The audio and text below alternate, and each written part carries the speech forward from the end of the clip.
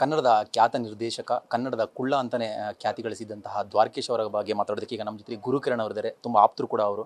Sir, Dwarakish ಅವರು 6 ದಶಕಗಳ ಚಿತ್ರರಂಗ ಕಂಡಂತಹ ದಿಗ್ಗಜ ನಿರ್ದೇಶಕ, ನಿರ್ಮಾಪಕ, ನಟ ಅಂತ ಹೇಳ್ಬೋದು. ಇವತ್ತು ಅವ್ರನ್ನ ನಾವು ಕಳ್ಕೊಂಡಿದ್ದೀವಿ.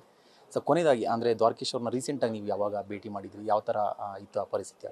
ಇಲ್ಲ, ನನ್ನ ಮೀಟಾಗಿ ಸ್ವಲ್ಪ ಟೈಮ್ ಆಯಿತು. ಇಟ್ಸ್ ಅಬೌಟ್ 8 ಮಂತ್ಸ್ ಆಯಿತು. ಬಟ್ ಒಂದು 2 ಮಂತ್ಸ್ ಮುಂಚೆ ಫೋನಲ್ಲಿ ಮಾತಾಡಿದ್ದೆ. ಅಂದರೆ ವೀಕ್ ಆಗಿದ್ರು, ಬೇರೆ ಏನು ಸೀರಿಯಸ್ ಹೆಲ್ತ್ ಇಶ್ಯೂಸ್ ಏನೂ ಇರಲಿಲ್ಲ. ಇನ್ನು ಹುಮ್ಮಸ್ಸಿತ್ತು. ಅವರು ಅಂದರೆ ಯಾವತ್ತವರು ಕೊನೆ ಉಸಿರೋಗೆ ತನಕ ಪಿಕ್ಚರ್ ಮಾಡ್ತಾನೆ ಇರಬೇಕು ಅನ್ನೋ ಒಂದು ನನ್ನ ತುಡಿತಾ ಇತ್ತು. ಸೊ ಅದು ಹಂಗೆ ಇತ್ತು ಅದು. ಬಟ್ ಆ್ಯಕ್ಚುಲಿ ಲಾಸ್ಟ್ ಸ್ವಲ್ಪ ಸ್ಲೋ ಡೌನ್ ಆದರು. ಆಫ್ಕೋರ್ಸ್ ಆಫ್ಟರ್ ಕೊರೋನಾ ಇಂಡಸ್ಟ್ರಿನೇ ಸ್ಲೋ ಡೌನ್ ಆಯಿತು. 50 ವರ್ಷದಿಂದ ಒಂದು ಚಿತ್ರ ಸಂಸ್ಥೆನ ನಡೆಸೋದು ತಮಾಷೆನೇ ಅಲ್ಲ. ಇವತ್ತವರೆಗೆ ಕಂಟಿನ್ಯೂಸ್ ಚಿತ್ರ, ನನ್ನ ಲೆಕ್ಕದಲ್ಲಿ ಒಂದು 50 ಚಿತ್ರ ಮಾಡಿದ ಸಂಸ್ಥೆ ಬೇರೆ ಇಲ್ಲ ಅಂತ ಅನಿಸುತ್ತೆ. ಒಂದು 50 ವರ್ಷದಿಂದ ನಡೆಸೋದು ದ್ವಾರಕೀಶ್ ಚಿತ್ರ. ಐ ಥಿಂಕ್ ಅದರಲ್ಲಿ ಕೆಲಸ ಮಾಡೋ ಭಾಗ್ಯ ಸಿಕ್ಕಿದ್ದು ನಮಗೆ. ನಾನೊಂದು 5 ಚಿತ್ರ ಮಾಡಿದ್ದೀನಿ ಅದರಲ್ಲಿ. ಐ ಥಿಂಕ್ ನಾನು ಲಕ್ಕಿ ಅಂತ ಹೇಳ್ಬೋದು. ಕೇವಲ ಕನ್ನಡ ಚಿತ್ರರಂಗಕ್ಕೆ ಮಾತ್ರ ಅಲ್ಲ, ಇಡೀ ಭಾರತೀಯ ಸಿನಿಮಾ ರಂಗಕ್ಕೆ ದ್ವಾರಕೀಶ್ ಅವ್ರನ್ನ ಕಳೆದುಕೊಂಡಿದ್ದು ದೊಡ್ಡ ನಷ್ಟ ಅಂತ. ಸೊ ನಿಮ್ಮ ಒಡನಾಟ ಸರ್, ಅವ್ರನ್ನ ಈ ಸಂದರ್ಭದಲ್ಲಿ ಅವರ ಒಂದು ಸಿನಿಮಾ ನಿರ್ಮಾಣ ಆಗಿರ್ಬೋದು, ನಿರ್ದೇಶನಗಳಾಗಿರ್ಬೋದು, ಅವರ ನಟನೆ ಆಗಿರ್ಬೋದು, ಈ ಎಲ್ಲ ಒಡನಾಟಗಳನ್ನ ನೆನೆಸ್ಕೊಳ್ಳೋದಾದರೆ ಅವ್ರ ಬಗ್ಗೆ. ಚಿಕ್ಕಂದಿಂದು ಅಷ್ಟೇ ಹ್ಯೂಜ್ ಫ್ಯಾನ್. ಅಂದರೆ ನನಗೆ ಅವ್ರದ್ದೊಂದು ಚಿತ್ರದ ಇದೆ, ಒಂದು ಡೈಲಾಗ್ ಇತ್ತು, ನಾನೇ ಡೈರೆಕ್ಟರು, ನಾನೇ ಹೀರೋ, ನಾನೇ ಮ್ಯೂಸಿಕ್ ಡೈರೆಕ್ಟರ್ ಅಂತ, ನಾನೇ ಸಿಂಗರ್ ಅಂತ ಹೇಳ್ತಾಯಿದ್ರು. ನಾವು ಆವಾಗ ಈ ಥರ ಆಗ್ಬೋದಾ ಅಂತ ಯೋಚನೆ ಮಾಡ್ತಾಯಿದ್ವಿ. ಮತ್ತು ಅವ್ರ ಜೊತೆ ನಾನು ಹೇಳೋದು, ಫಸ್ಟ್ ನಾನು ಭೇಟಿಯಾದಾಗಲೂ ಅಷ್ಟೇ, ನಾನು ನಟನೆಗಂತ ಭೇಟಿಯಾಗಿದೆ. ಆಗಲೇ ಹೇಳಿದ್ರು, ಇಲ್ಲ ಬೇರೆ ಪಿಕ್ಚರ್ ಮಾಡೋಕ್ಕೆ ಹೋಗಬೇಡ, ಸಣ್ಣ ಪುಟ್ಟ ರೋಲ್ ಮಾಡಬೇಡ, ಮಾಡಿದ ಲೀಡ್ ಮಾಡು.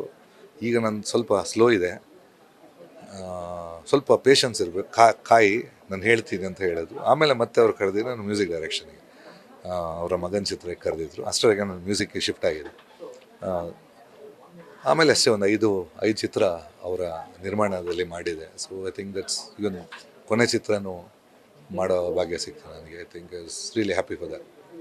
5 ಸಿನಿಮಾಗಳನ್ನ ಮಾಡೋವಂಥ ಅವಕಾಶ ನಿಮ್ಗೆ ಸಿಕ್ತು ಅಂತ ಹೇಳಿದ್ರೆ, ಇದರಲ್ಲಿ ಆಪ್ತಮಿತ್ರ ಸಿನಿಮಾ ತುಂಬ ದೊಡ್ಡ ಯಶಸ್ಸು. ಯಾಕಂದರೆ ದ್ವಾರಕೀಶ್ ಅವ್ರಿಗೂ ಕೂಡ ಅವರ ವೃತ್ತಿ ಜೀವನದಲ್ಲಿ ತುಂಬ ಕಮ್ಬ್ಯಾಕ್ ಕೊಟ್ಟಂಥ ಸಿನಿಮಾ, ತುಂಬ ನಷ್ಟದಲ್ಲಿದ್ದ ಟೈಮಲ್ಲಿ ದೊಡ್ಡ ಹಿಟ್ ಕೊಟ್ಟಂಥ ಸಿನಿಮಾ. ಆ ಸಿನಿಮಾದ ಮ್ಯೂಸಿಕ್ ಡೈರೆಕ್ಟರ್ ನೀವಾಗಿದ್ದೆ. ಆ ಸಂದರ್ಭದಲ್ಲಿ ಅವ್ರ ಜೊತೆ ಕೆಲಸ ಮಾಡಿದ್ದು ಆಪ್ತಮಿತ್ರ ಸಿನಿಮಾನ ಈಗ ನೆನೆಸ್ಕೊಳ್ಳೋದಾದ್ರೆ? ಆಪ್ತಮಿತ್ರ ಆಫ್ಕೋರ್ಸ್ ಅದು ಬೇಸಿಕ್ ರೀಮೇಕ್ ಚಿತ್ರ, ಬಟ್ ಅದನ್ನು ಟೋಟಲ್ ಚೇಂಜ್ ಮಾಡಿ ವಾಸು ಅವರು ಇನ್ನೊಂದು ವರ್ಷನೇ ಮಾಡಿದರು. ಯಾಕಂದರೆ ಒರಿಜಿನಲ್ ಬೇಸ್ ಲೈನ್ ತಗೊಂಡು ಮಾಡಿದರು. ಸೊ ಅದು ಮಾಡಿದಾಗ ಕಾನ್ಫಿಡೆನ್ಸ್ ಯಾವಲ್ಲಿ ಇಲ್ಲ, ಬಟ್ ಆ ಟೈಮಲ್ಲಿ ಪ್ರೆಷರಲ್ಲಿದ್ದರು. ಅಂದರೆ ಹಿಟ್ಟು ಕೊಡಲೇಬೇಕು ಅನ್ನೋ ಪ್ರೆಷರಲ್ಲಿದ್ದರು. ಸೊ ಇನಿಷಿಯಲಿ ಪಿಕ್ಚರ್ ಅದು ಆ್ಯಕ್ಚುಲಿ ಸ್ವಲ್ಪ ಸ್ಲೋ ನಡೀತಾ ಇತ್ತು, ಅಂದ್ಕೊಂಡಂಗೆ ಸ್ಪೀಡ್ ಆಗಿರಲಿಲ್ಲ. ಸೊ ರಿಲೀಸ್ ಟೈಮಲ್ಲಿ ಡೆಫಿನೆಟ್ ಆ ಟೈಮಲ್ಲಿ ಟೆನ್ಷನ್ ಆಗಿದ್ದರು. But soon after release I think release ಆಗಿ 1 ವಾರದಲ್ಲಿ ಸ್ಪೀಡಪ್ ಆಯ್ತು. ಅದು ರಿಲೀಸ್ ದಿವಸ ಅಷ್ಟು ಫೋರ್ಸಲ್ಲಿ ಇರಲಿಲ್ಲ. 3ನೇ-4ನೇ ದಿವಸಕ್ಕೆ ಸ್ಟಾರ್ಟ್ ಆಯಿತು. ಸೆಕೆಂಡ್ ವೀಕಿಗೆ ಸಿಕ್ಕಾಪಟ್ಟೆ ಪಿಕಪ್ ಆಯಿತು. ಆಮೇಲೆ ಆ ಕ್ರೆಡಿಟ್ ಯಾವುದು ನನ್ನನ್ನು ಸೆಲೆಕ್ಟ್ ಮಾಡಿದ ಕ್ರೆಡಿಟ್ ದ್ವಾರಕೀಶ್ ಅವರೇ. ಯಾಕೆಂದರೆ ಐ ಥಿಂಕ್ ಹೋಲ್ ಯೂನಿಟ್ ಯಾರು ನನ್ನನ್ನು ಇಷ್ಟಪಟ್ಟಿಲ್ಲ. ಅಂದರೆ ಕ್ಲಾಸಿಕಲ್ ಯೂನಿಟ್ ಮಾಡೋಕ್ಕಾಗಲ್ಲ, ದೇವ ಹೋಗೋಣ, ಎಸ್ ರಾಜ್ಕುಮಾರ್ ಹೋಗೋಣ ಅಂತ ಇದ್ದರು ಆ ಟೈಮಲ್ಲಿ. ಆಗ ಇವರು ಕೂತ್ಕೊಂಡು ಇಲ್ಲ ಇವನೇ ಬೇಕು ಅಂತ ಹೇಳಿದ್ದು ದ್ವಾರಕೀಶ್ ಅವರು. ಮತ್ತೊಂದು ವಿಚಾರ ಅಂತ ಹೇಳಿದ್ರೆ, ದ್ವಾರಕೀಶ್ ಅವರು ಆ ಧೈರ್ಯ ಮತ್ತು ಅವರ ಕಾನ್ಫಿಡೆಂಟ್ ಲೆವೆಲ್. ಯಾಕಂತ ಹೇಳಿದ್ರೆ ಈ ಪ್ಯಾನ್ ಇಂಡಿಯಾ ಅನ್ನೋ ಕಾನ್ಸೆಪ್ಟು ಆಗಲೇ ಅವರು ಆ ಟೈಮಲ್ಲಿ ಅವರು ಬೇರೆ ಲ್ಯಾಂಗ್ವೇಜಲ್ಲಿ ಒಂದೇ ಟೈಮಲ್ಲಿ ಸಿನಿಮಾ ಮಾಡ್ತಾಯಿದ್ರು, ವಿದೇಶಗಳಲ್ಲಿ ಹೋಗಿ ಸಿನಿಮಾ ಮಾಡ್ತಾಯಿದ್ರು, ಬೇರೆ ಆ್ಯಕ್ಟರ್ಗಳನ್ನ ಕರ್ಕೊಂಬಂದು ಸಿನಿಮಾ ಮಾಡಿ ಅಂತಾರದು. ಅವರ ಒಂದು ಧೈರ್ಯ ಮತ್ತು ಅವರ ಒಂದು ಕಾನ್ಫಿಡೆಂಟ್ ಬಗ್ಗೆ ಮಾತಾಡಿದ್ರೆ ದ್ವಾರಕೀಶ್ ಅವರು. ಈಗ ನಾನು ಹೇಳೋದು ಡಿಫ್ರೆಂಟ್ ಅಂದರೆ, ವಿಷ್ಣುವರ್ಧನ್ ಇಟ್ಕೊಂಡು ಮಲಯ ಮಾಡ್ತಾರೆ. ಸೊ ಈ ಚೇಂಜ್ ಓವರ್ಸ್ ಸಬ್ಜೆಕ್ಟ್ ಮೇಲೆ ಕಾನ್ಸಂಟ್ರೇಟ್ ಮಾಡ್ತಾಯಿದ್ರು. ಐ ಥಿಂಕ್ ಭಾಗ್ಯವಂತರು ರಾಜ್ಕುಮಾರ್ ಜೊತೆ ಮಾಡಿದರು. ಅಂದರೆ ತುಂಬ ಪಿಕ್ಚರ್ಸ್ ಅಂದರೆ ಸ್ವಲ್ಪ, ಬಟ್ ಎಳೆದು ಜಾಸ್ತಿ ಅಂದರೆ ಸ್ವಲ್ಪ ರೀಮೇಕ್ ಅಂತ ಒಂದು ದೂರ ಬಿಟ್ಟರೆ. ಬಟ್ ಕನ್ನಡ ಜನರಿಗೆ ಆ ಟೈಮಲ್ಲಿ ಈ ಥರ ಓಪನ್ ಆಗಿರಲಿಲ್ಲ. ಎಲ್ಲ ಈಗ ನಾವು ತಮಿಳ್ ಗೊತ್ತಿಲ್ಲದವರು ಕನ್ನಡ ನೋಡೋಕ್ಕಾಗಲ್ಲ. ಆ ಟೈಮಲ್ಲಿ ನಡೀತಾ ಇತ್ತು. ಈಗಾದರೆ ಸಬ್ ಟೈಟಲ್ಸ್ ಎಲ್ಲ ಬರುತ್ತೆ.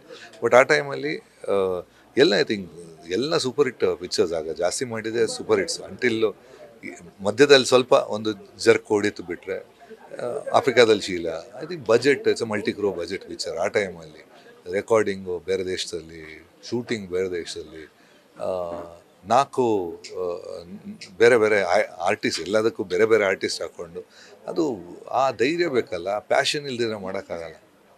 ಆ ಪ್ಯಾಷನ್ ಇತ್ತು ಅವ್ರ ಹತ್ರ, ಯಾವತ್ತೂ ಅದು ನಾವು ಯಾವತ್ತೂ ಅವರನ್ನು ಆ ಲೆವೆಲಲ್ಲೇ ನೋಡ್ತೀವಿ. Thank you. ಇದಿಷ್ಟು ಗುರುಕಿರಣ್ ಅವರ ಮಾತು ಏನಂತ ಹೇಳಿದ್ರೆ, ದ್ವಾರಕೀಶ್ ಅವರು ಚಿತ್ರರಂಗ ಕಂಡಂಥ ಅದ್ಭುತವಾದ ನಟ, ನಿರ್ದೇಶಕ, ಕನಸುಗಾರ ಆಗಿದ್ರು. ಅವ್ರನ್ನ ಕಳೆದುಕೊಂಡಿರೋದು ಈಗ ನಮಗೆ ತುಂಬಲಾರ್ದ ನಷ್ಟ ಆಗಿದೆ ಅಂತ ಹೇಳ್ತಿದ್ದಾರೆ. ಕ್ಯಾಮರಾ ಪರ್ಸನ್ ಪ್ರಶಾಂತ್ ಜೊತೆ Bharath Krishnappa, News First. News First ನಿರ್ಭೀತಿಯಿಂದ ನಿಮ್ಮ ಪರವಾಗಿ.